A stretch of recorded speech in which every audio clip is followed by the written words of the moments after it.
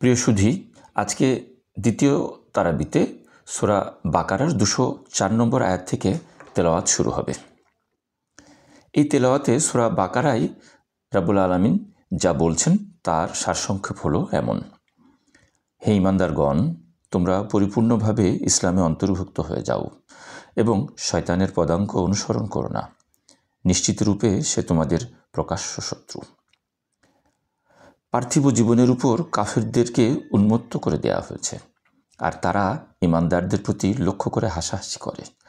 পক্ষান্তরে যারা পরহেজগার, তারা সেই কাফেরদের তুলনায় কিয়ামতের দিন অত্যন্ত উচ্চ মর্যাদায় থাকবে, আর আল্লাহ যাকে ইচ্ছা সীমাহীন রুজি দান করেন।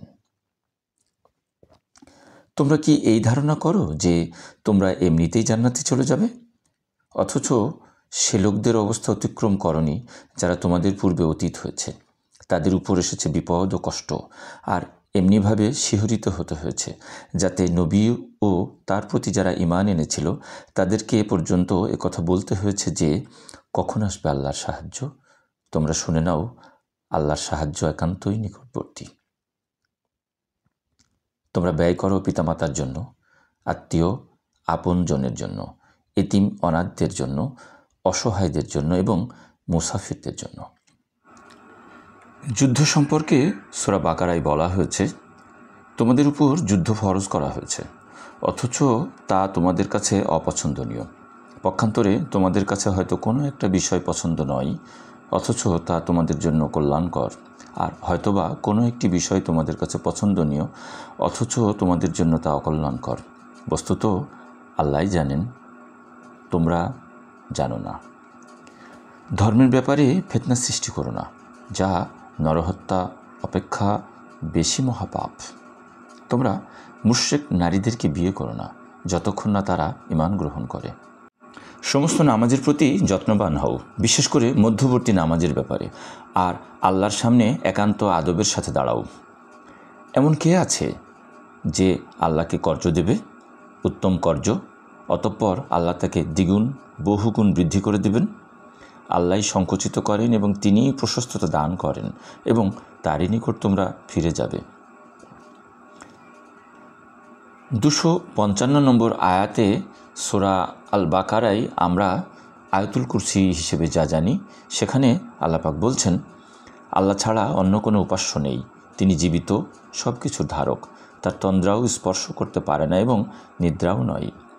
আসমান ও জমিনে যা কিছু রয়েছে সবই তারই। কে আছে এমন যে সুপারিশ করবে তার কাছে তার অনুমতি ছাড়া? দৃষ্টির সামনে কিংবা পিছনে যা কিছু রয়েছে সে সবই তিনি জানেন। তার জ্ঞানসীমা থেকে তারা কোনো কিছুকেই পরিবেষ্টিত করতে পারে না, কিন্তু যতটুকু তিনি ইচ্ছা করেন।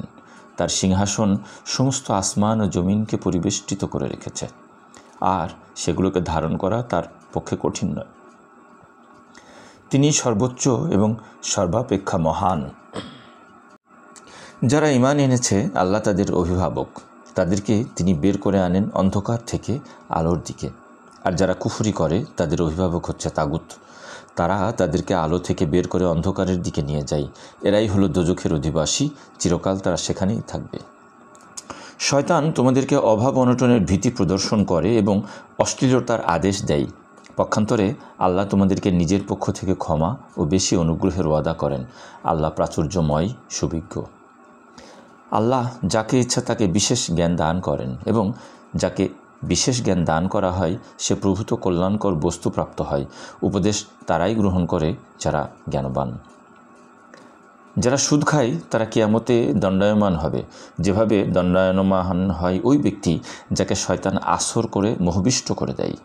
তোমাদের এই অবস্থার কারণ এই যে তারা বলেছে, ক্রয় বিক্রয়ও তো সুদ নেয়ার মতোই, অথচ আল্লাহ তাআলা ক্রয় বিক্রয় বৈধ করেছেন এবং সুদ হারাম করেছেন। নিশ্চয় যারা বিশ্বাস স্থাপন করেছে, সৎ কাজ করেছে, নামাজ প্রতিষ্ঠিত করেছে এবং জাকাত আদায় করেছে, তাদের জন্য পুরস্কার তাদের পালনকর্তার কাছে রয়েছে। তাদের কোনো শঙ্কা নেই এবং তারা দুঃখিত হবে না। হে ঈমানদারগণ, তোমরা আল্লাহকে ভয় করো এবং সুদের যে সমস্ত বকেয়া আছে তা পরিত্যাগ করো।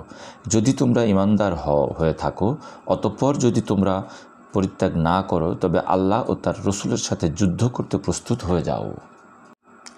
ওই দিনকে ভয় করো যেদিন তোমরা আল্লাহর কাছে প্রত্যাবর্তিত হবে, অতঃপর প্রত্যেকেই তার কর্মের ফল পুরোপুরি পাবে এবং তাদের প্রতি কোনোরূপ অবিচার করা হবে না। হে মুমিনগণ, যখন তোমরা কোনো নির্দিষ্ট সময়ের জন্য ঋণের আদান প্রদান করো তা লিপিবদ্ধ করে রাখো। আল্লাহ কাউকে তার সাধ্যাতীত কোনো কাজের ভার দেন না। প্রিয় সুধী, আজকের দ্বিতীয় তারাবিতে সূরা আল ইমরানের 91 আয়াত পর্যন্ত তেলাওয়াত করা হবে।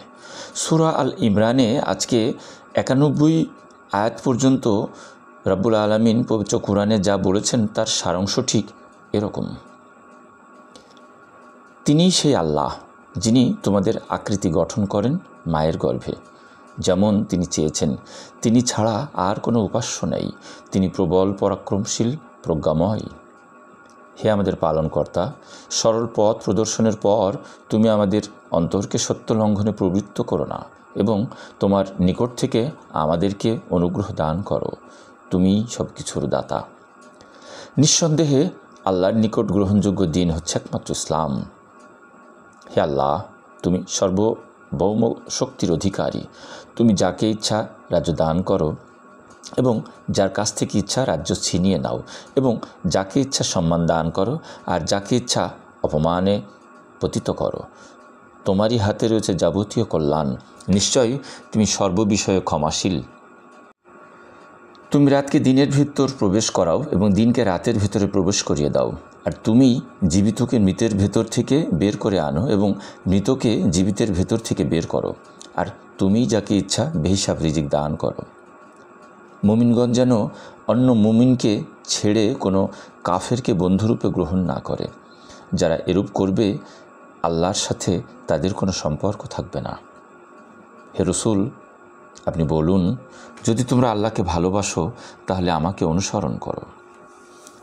আল্লাহ যা ইচ্ছা সৃষ্টি করেন। যখন কোনো কাজ করার ইচ্ছা করেন তখন বলেন হয়ে যাও, অমনি তা হয়ে যায়। কাফেররা ষড়যন্ত্র করেছিল আর আল্লাহ কৌশল অবলম্বন করেছেন। বস্তুত আল্লাহই হচ্ছেন শ্রেষ্ঠতম কৌশলী। যারা আল্লাহর নামে কৃত অঙ্গীকার এবং প্রতিজ্ঞা সামান্য মূল্যে বিক্রয় করে, আখেরাতে তাদের কোনো অংশ নেই। আর তাদের সাথে কিয়ামতের দিন আল্লাহ কথা বলবেন না, তাদের প্রতি দৃষ্টিও দেবেন না, আর তাদেরকে পরিশুদ্ধও করবেন না। বস্তুত তাদের জন্য রয়েছে যন্ত্রণাদায়ক আযাব। তারা কি আল্লাহর দিনের পরিবর্তে অন্য দিন তালাশ করছে? আসমান ও জমিনে যা কিছু রয়েছে, স্বেচ্ছাই হোক বা অনিচ্ছাই হোক, তারই অনুগত হবে এবং তার দিকেই ফিরে যাবে।